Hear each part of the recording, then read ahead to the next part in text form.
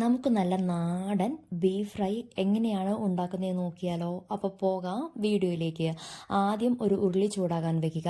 അതിലേക്ക് ഒരു പിടുത്തം വറ്റൽമുളക് എണ്ണ ഒഴിക്കാതെ ചൂടാക്കി മാറ്റി വെക്കുക. അതിനുശേഷം അതിലേക്ക് കൊത്തമല്ലിയും ഒരു പിടുത്തം കറിവേപ്പിലയും കൂടി ഇടുക. ഇതേപോലെ തന്നെ ചൂടായതിനു ശേഷം മാറ്റി വെക്കുക കേട്ടോ. ഇത് നമുക്ക് മിക്സിയിൽ അരച്ചെടുക്കേണ്ടതാണ്.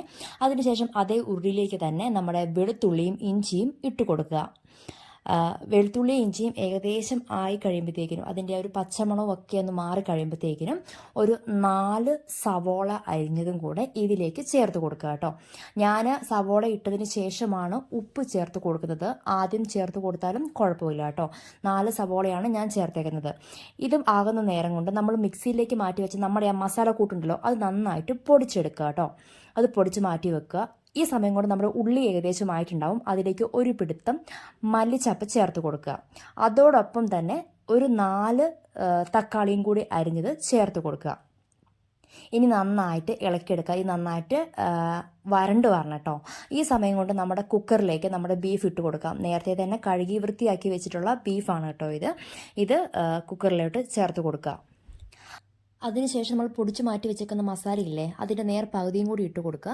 പിന്നെ ആവശ്യത്തിനുള്ള ഉപ്പും കൂടി ചേർത്ത് കൊടുത്ത് ഇത് നന്നായിട്ട് മിക്സ് ചെയ്തെടുക്കുക കേട്ടോ. ഫുള്ളും ബീഫിൻ്റെ എല്ലാ ഭാഗത്തും മസാല എത്തുന്ന രീതിയിൽ മിക്സ് ചെയ്ത് നന്നായിട്ട് കൊടുക്കുക.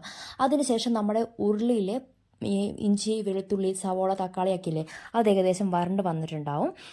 അതിൻ്റെയും നേർ പകുതി ഒരു 1/4 ഭാഗത്തോളം എന്ന് വേണമെങ്കിൽ പറയാം. അത്രയും കൂടെ നമ്മുടെ ഈ ബീഫിൻ്റെ കുക്കറിൻ്റെ ഉള്ളിലോട്ട് ഇട്ട് കൊടുത്ത് നല്ലതുപോലെ മിക്സ് ചെയ്ത് കൊടുക്കുക കേട്ടോ. അതിനുശേഷം കുക്കർ അടച്ച് ഒരു ബീഫിൻ്റെയൊക്കെ കണക്കനുസരിച്ച് ഇത് ഏകദേശം ഒരു 7 വിസിലോളം വേണം.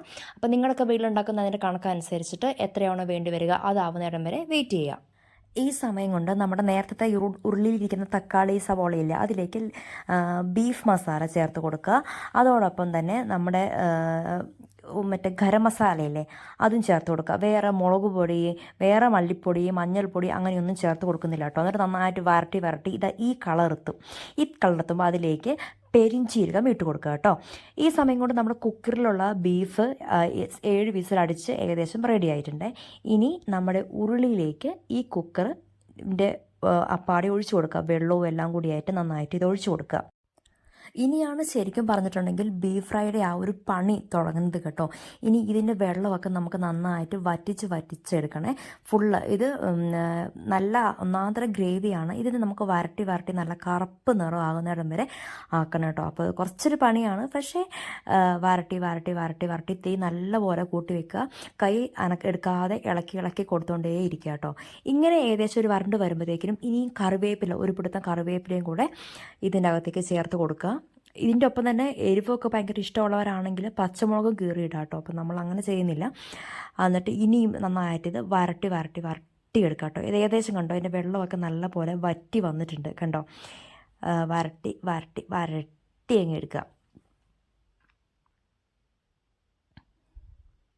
അതിനുശേഷം നമ്മൾ ഇതിലേക്ക് പിന്നെ ചേർത്ത് കൊടുക്കുന്നത് കുരുമുളകാണ് കേട്ടോ. കുരുമുളക് എന്ന് പറഞ്ഞാൽ മുഴുവനും പൊടിച്ച കുരുമുളകല്ല, അതൊന്ന് പൊടിച്ചെടുക്കൂലേ അങ്ങനത്തെ കുരുമുളകും. പിന്നെ ഒരു പിടുത്തം ചെറിയുള്ളി തൊലി കളഞ്ഞിട്ട് നടുവേ കീറിയൊക്കെ മാത്രമാണ് ചെയ്തേക്കുന്നത് കേട്ടോ.